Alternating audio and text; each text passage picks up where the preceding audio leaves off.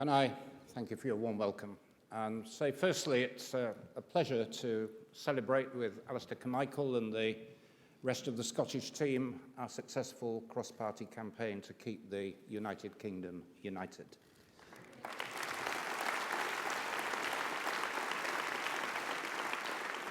Now, British politics owes a lot to Scotland.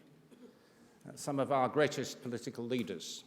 There were few greater than Gladstone, who was born in Liverpool, but he was a Scottish MP. And his feats of oratory were legendary. And not least was his speech in the debate on the Bulgarian atrocities. And he is said to have spoken for 5.5 hours, without notes, from memory. And as far as we know, he didn't have to issue a statement the following day apologizing for forgetting to mention Bulgaria or the atrocities.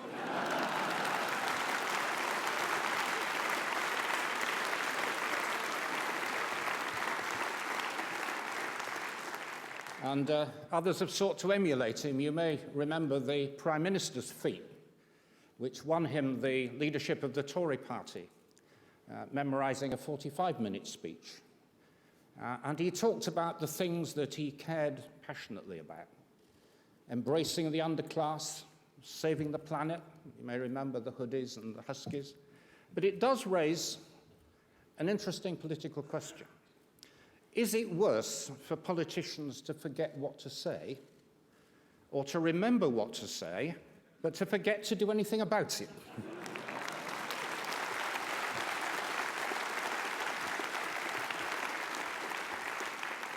I think the last two party conferences have helped us to understand our opponents better. The Tories are reinventing themselves as UKIP, but without the beer. And the Labour Party is offering us Hollande socialism, but without the sex. But today I want to talk about us, not about them, and what we've actually done in government, what we've delivered. Because I vividly remember a bumpy conference 5 years ago when we were the first party to confront the need for cuts and tax rises after the budget had been shot to pieces by the banking crisis. And I also remember how we undertook then that if we found ourselves in government, that we would prioritize cutting income tax for the low paid. And we have delivered both of them in office.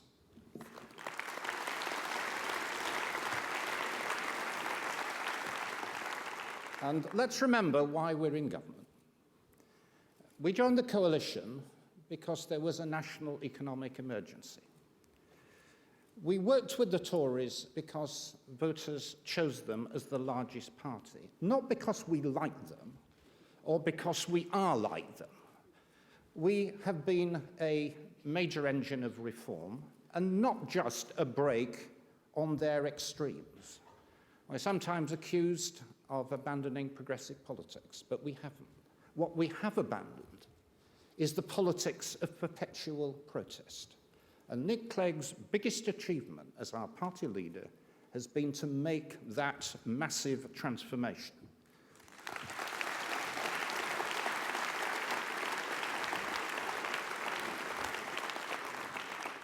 We followed President Clinton's mantra. You may remember, it's the economy, stupid. And we now have a record of contributing to a recovery with strong growth and jobs and investor confidence. And given where we started from in 2010, in the aftermath of the biggest economic crisis in a generation, that is a major success. But nobody should be complacent. The economy is still dangerously dependent on the drug of cheap money. Some of the stress factors which preceded the crisis, like the serious housing inflation, the mountain of mortgage debt, weak trade performance, those are still with us. And one of the lingering legacies is the budget deficit. And yes, the deficit has to be dealt with. But the need for budget discipline mustn't become an obsession with ever deeper cuts in public spending. Key public services have already been cut to the bone, from legal aid, local government, to policing and defence. And the Tories are ideologically obsessed by cuts because they see it as a way of destroying public service and the welfare state which they detest. So let's be clear. The Tories' proposal to take another 25 billion or more out of welfare and unprotected government departments will do great harm to valuable services and to millions of working people on low incomes. And to imagine otherwise is a fantasy.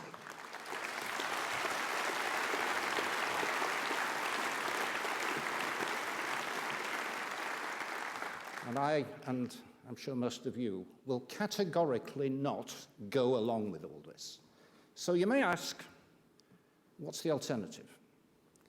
The truth is that more taxes will be needed to contribute to deficit reduction and also to address unacceptable inequalities. And any politician who tells you that the next government can balance the budget and avoid tax increases is lying to you. There is a role too for more public borrowing by central and local government to finance productive investment in transport and housing and innovation. Because when interest rates are so low, borrowing for investment is actually a no-brainer. And it's got nothing to do with deficit reduction. Now, of course, we have to protect the next generation from too much public as well as private debt. But the next generation would certainly not thank us for a legacy of underinvestment and overstretched infrastructure and unaffordable homes.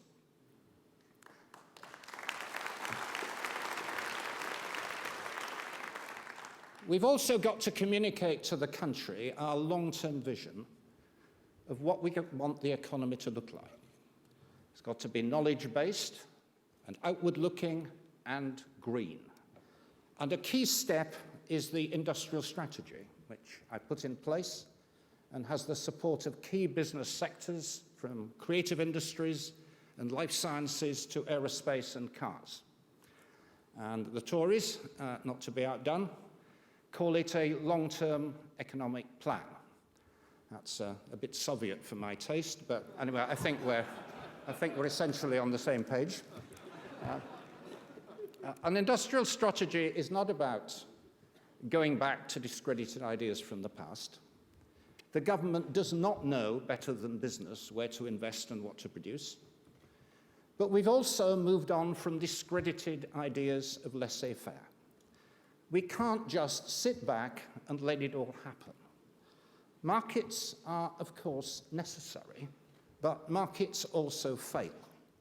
The state is also necessary to build business confidence, to create certainty around regulation, to promote competition, to sponsor research and innovation, and to ensure that the workforce has necessary skills, and to protect consumers and workers and the environment. And the industrial strategy, as I see it, is a public-private partnership writ large. And it's also long-term, because our business culture is far too often dominated by short-term shareholder returns. And in reality, it needs a decade, or several in some cases, to develop the generation of energy-efficient vehicle engines to produce new cancer drugs, to develop offshore wind or gas fields, to create new railways or design and build new aircraft. And the industrial strategy helps to make these things possible, and it is working. Which takes me to finance. 6 years after the banking crisis, banks are still taking more money out of small and medium-sized companies than they're putting in. But thanks to interventions by Liberal Democrats in government, things are now getting better. Legislation has effectively separated the risco-casino banking from mainstream banking. The British Business Bank, which I announced at our conference 2 years ago, is now growing rapidly, providing finance to small and medium-sized companies, including 32,000 startups, which couldn't otherwise get loans from high street banks. The Regional Growth Fund has allocated $3 billion, which will create and safeguard over 500,000 jobs. And the Green Investment Bank, which is based down the road in Edinburgh, has committed over $1.4 billion to green projects, like, in fact, the new street lighting in Glasgow here. And nowhere is a long-term perspective more necessary than in educating our population for a competitive knowledge economy. And that's why I was determined from day one of our government to breathe life back into apprenticeships and into adult education.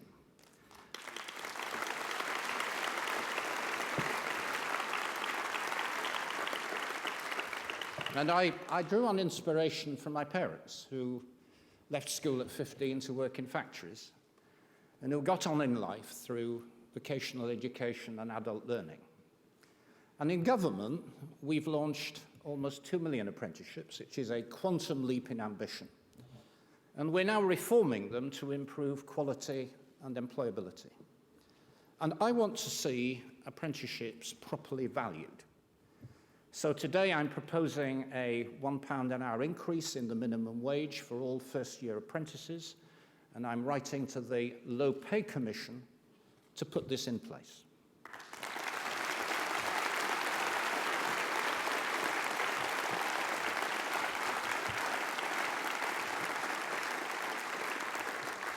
And beyond that, I want to see a big expansion in degree level, advanced apprenticeships, so as to end the false apartheid between academic and vocational education.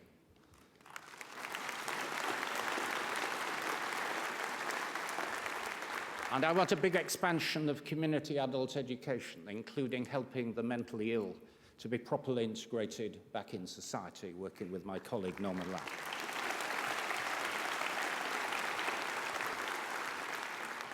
We need these skills because the rest of the world isn't standing still. You know, globalization proceeds apace. We need a well-educated, well-trained population that is adaptable and creative and is outward-looking. And that isn't politically easy because many voters feel financially squeezed and insecure, and they want government to look after their own, resulting in defensive, inward-looking policies. The truth is that the politics of identity is on the march in many parts of the world, and we see it here in the debates around Scottish independence, the questioning of our open trading system, membership of the European Union, and above all, immigration. Now, I believe our party has a massive responsibility here, which is to be the voice of sanity and seriousness and sense, and standing up to the purveyors of panic and prejudice and pessimism.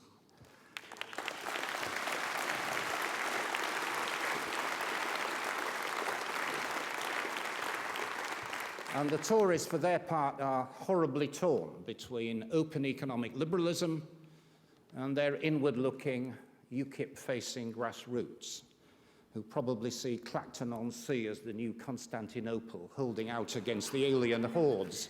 So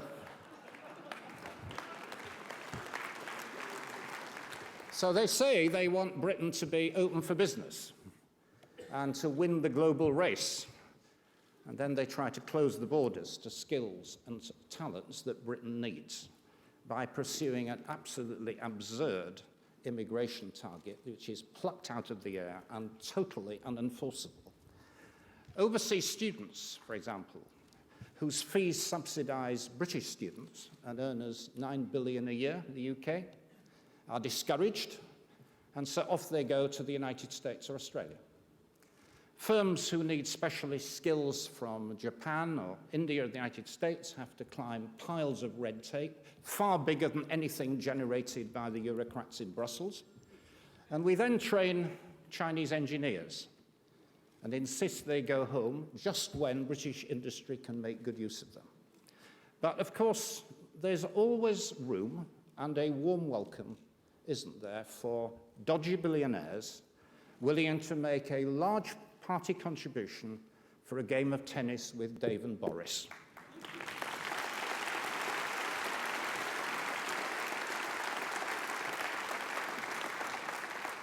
Now, our responsibility as Liberal Democrats is to tell the uncomfortable truth, that the vast majority of migrants coming to the UK, whether it's from inside or outside the European Union, have brought tangible benefits to the economy, they import valuable skills, and they strengthen our civic culture. Now, of course,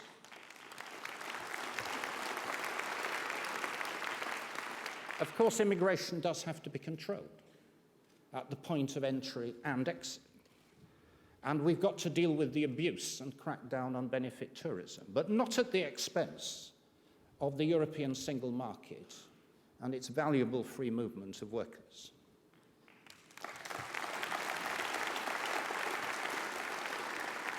But just as the free movement of labour attacks benefit tourism, the free movement of capital attracts tax tourism. I strongly agree with George Osborne. My God, did I really say that? I strongly agree with George Osborne that we have to stop the Amazons and Googles operating tax avoidance dodges.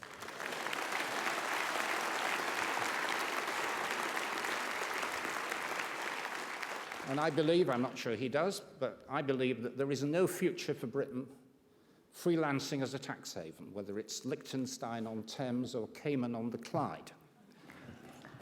I believe the British public will support an open market economy if they feel it is fair. And that's what lies behind our mantra of a stronger economy and a fairer society. And thanks to Liberal Democrats in government, there is a right to shared parental leave and for all employees to request flexible working. And I pay tribute to my colleague Jo Swinson for the work that she's doing in my department on that. We can now say that company bosses' pay is fully transparent and subject to a binding vote by shareholders. We've created the country's largest worker share ownership scheme. We've modernised and protected the country's 11,000 post offices. We're successfully promoting diversity in the boardroom. Every FTSE 100 company now has a woman on the board. And we're going to do the same now for ethnic minorities.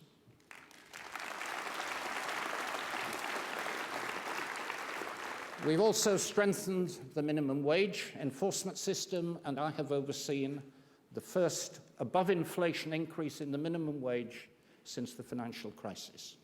We're moving on to outlaw abuses in zero-hour contracts.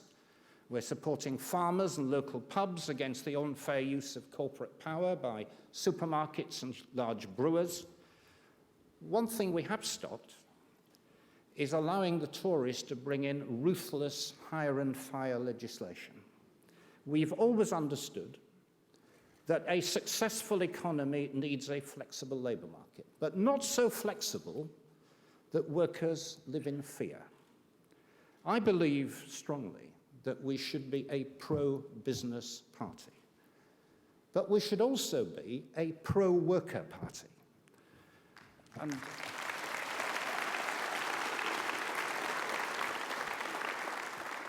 And that's why today I'm launching a wide-ranging inquiry into the additions of large numbers of workers, and there could be 1 million, who fall through the cracks and don't currently have full employment rights. The current bureaucratic system enforcing them has failed, and it needs radical reform. Now, there is, of course, much, much more to be done. But we have a real record of achievement in government. In very, very difficult circumstances, we've brought compassion and common sense and competence into government.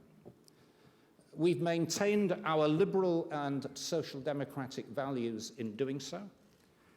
And we have stood up to the born-to-rule arrogance of our coalition partners as well as the narrow tribalism of the Labour opposition.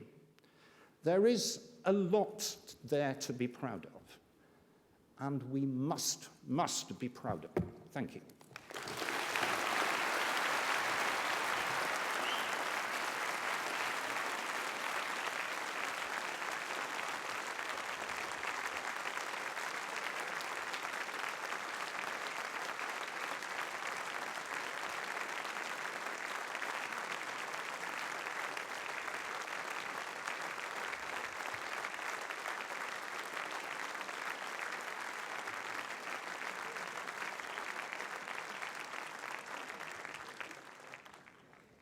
Thank you, Conference. Just to remind you, it's lunch. I'm sure you're very hungry. Enjoy the fringes. I'd like to take this opportunity to thank my aides, James Girling and David Rendell, and we'll see you back here, I think, 2 o'clock, is it? 20 past 2?